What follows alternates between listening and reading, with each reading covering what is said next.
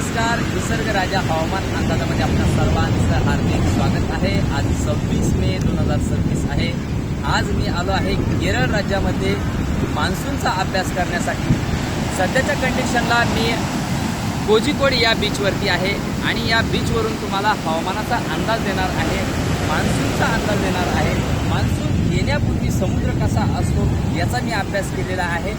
सकाळपासून या बीचवरती व मान्सून समुद्रावरती बोटिंगने चक्कर मारून आणि समुद्राचं टेम्परेचर वगैरे हे करून आणि हवेचा वेग तुमच्यासमोर मांडतोय. बघा, सध्याच्या कंडिशनला ह्युमिडिटी जर बघितली तर 95% 95% ह्युमिडिटी सध्याच्या कंडिशनला आहे. ड्यू पॉईंट 29 अंश. प्रेशर दाब हा सध्याच्या कंडिशनला हवेचा दाब हा 1009 हेक्टोपास्कल दाब आहे.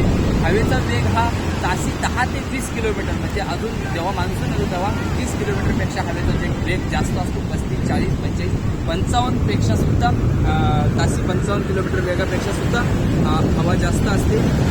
हव्यासुद्धा इथं चांगल्या कंडिशनचे आहे सध्या.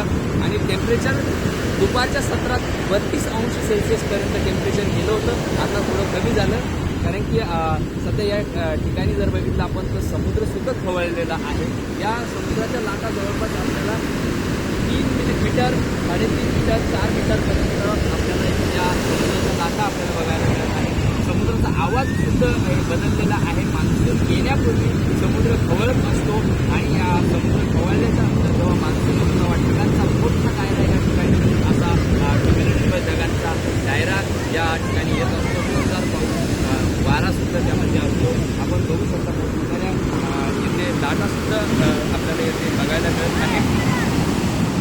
आणि बघा शेतकरी मित्रांनो, तुम्हाला ज्याला हवामानाविषयी अंदाज किंवा मान्सूनची अपडेट पाहिजे असेल तर माझ्या चॅनलला सबस्क्राईब करून ठेवा, जेणेकरून तुम्हाला लाईव्ह मान्सून तुम्हाला दाखवणार आहे. आज 26 तारीख आहे.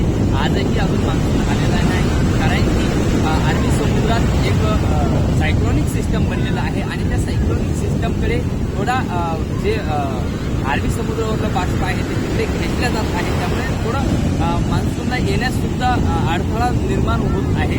त्यामुळे कदाचित मान्सून हा एखादा दिवस लेटसुद्धा येऊ शकतो.